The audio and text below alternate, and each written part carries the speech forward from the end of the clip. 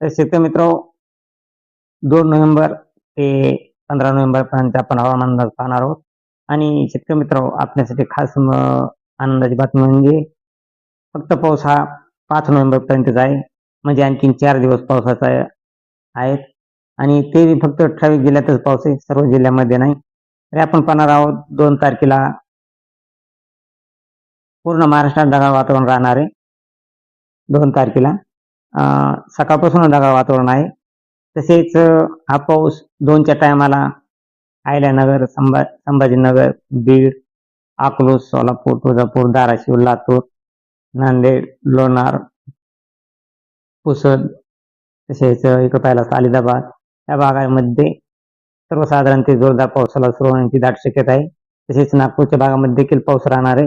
आणि हा पाऊस शेतकरी मित्र 2 वाजल्यापासून ते 4च्या टायमाला संभाजीनगर, अहिल्यानगर, बीड, जामखेड, अकलूज, सोलापूर, पंढरपूर, इंदापूर, करमाळा, बार्शी, तुळजापूर, धाराशिव, पिटी, केज, बीड, तसेच लातूर, अक्कलकोट, अहमदपूर, उदगीर, परळी, परभणी, हिंगोली, माजलगाव, जिंतूर, परभणी, नांदेड, उमरखेडा या भागामध्ये सर्वसाधारण ते जोरदार पावसाची शक्यता आहे.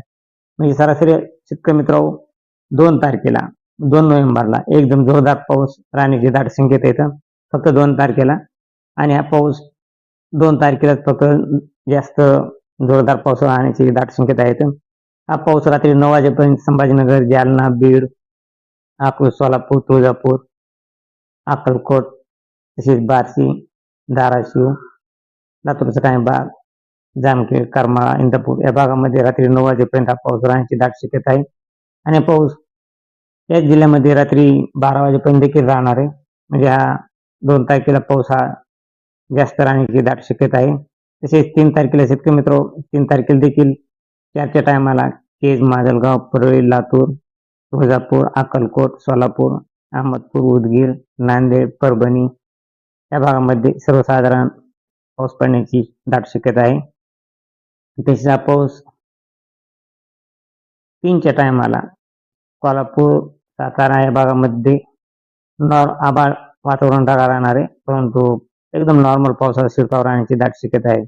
नॉर्मल पाऊस राहणार आहे. आणि 4 तारखेला देखील कोल्हापूरचा काही भाग, राजापूर, चिपळूण, सातारा आणि पुणे या भागामध्ये देखील नॉर्मल पाऊस राहण्याची दाट शक्यता आहे. एवढा पाऊस जास्त नाही. तसेच हा पाऊस 4 तारखेला शेतकरी मित्र जवळजवळ फक्त लातूरच्या काही भागामध्ये पाऊस 4 तारखेला दाखवत आहे. आणि तो बी नॉर्मल आणि बीडला ढगाळ वातावरण राहणार आहे. तसेच बाकीच्या जिल्ह्यांमध्ये अंशतः ढगाळ वातावरण राहण्याची शक्यता आहे. तसेच हा पाऊस विदर्भामध्ये देखील ढगाळ वातावरण राहणार आहे. आणि इतर जिल्ह्यामध्ये पावसाचे प्रमाण एकदम खूप कमी आहे, पाऊस नसल्यातच जमा आहे. आणि शेतकरी मित्र 5 तारखेला देखील बीड, लातूर, सोलापूर, तुळजापूर, अहिल्यानगर, सातारा, सांगली या भागामध्ये वातावरण ढगाळ राहणार आहे. परंतु फक्त अकलूजला पावसाचा अंदाज आहे आणि सोलापूरला एक पावसाचा अंदाज आहे. परंतु त्या दिवशी 5 तारखेला स्थानिक स्वरूपाचा बाकीच्या जिल्ह्यांमध्ये वातावरण ढगाळ असल्यामुळे पाऊस थोडाफार होऊ शकतो. तसेच अकलूज, सोलापूर या भागामध्ये फक्त 5 तारखेला पाऊस पडू शकतो, तो बी नॉर्मल. तसेच पंढरपूरला देखील पाऊस पडू शकतो, तो बी नॉर्मल स्वरूपाचा आहे एकदम. आणि 6 तारखेपासून शेतकरी मित्र जवळजवळ वातावरणात खूप बदल झाला आहे. 6 तारखेला जत, सांगली, कराड या भागामध्ये नॉर्मल पाऊस होऊ शकतो. तसेच सातारा या भागामध्ये देखील नॉर्मल पाऊस होऊ शकतो. आणि कोल्हापूरला पाऊस हा फक्त नॉर्मल पावसाचा शिरकाव होण्याची दाट शक्यता आहे. आणि इतर जिल्ह्यामध्ये 6 तारखेपासून पावसाची उघडीप राहण्याची शक्यता आहे. 6 तारखेपासून पावसाची उघडीप राहणार आहे. शेतकरी मित्र 7 तारखेला देखील महाराष्ट्रामध्ये जवळजवळ पूर्ण जिल्ह्यात उघडीप राहण्याची शक्यता आहे. फक्त 7 तारखेला रत्नागिरी, सातारा, सांगली, कोल्हापूर या भागामध्ये सर्वसाधारण पाऊस पडण्याची शक्यता आहे 7 तारखेला. आणि महाराष्ट्रात इतर जिल्ह्यात वातावरण पूर्णतः कोरडे राहणार आहे. आणि कशाच प्रकारे इतर जिल्ह्यामध्ये पावसाचा अंदाज नाही. आणि 7 तारखेपासून ते 8 तारखेपासून एकदम वातावरण क्लिअर राहणार आहे. वातावरण ढगाळ देखील राहणार नाही आणि पूर्ण महाराष्ट्रात एकदम जोरदार अशा थंडीला सुरुवात होणार आहे. ही थंडी 6 तारखेपासूनच सुरू होण्याची दाट शक्यता आहे. तर शेतकरी मित्रांनो, 6 तारखेपासून सर्वसाधारण जोरदार थंडीला सुरुवात होणार आहे. 6 तारखेला मराठवाडा, तसेच नाशिक, जळगाव, अकोला, अमरावती तसेच नागपूर या भागामध्ये जोरदार थंडीची शक्यता आहे. तर 6 तारखेपासूनच ही थंडी 16°C असे तापमान राहणार आहे सकाळचे. आणि शेतकरी मित्रांनो, 6 तारखेपासून एकदम जोरदार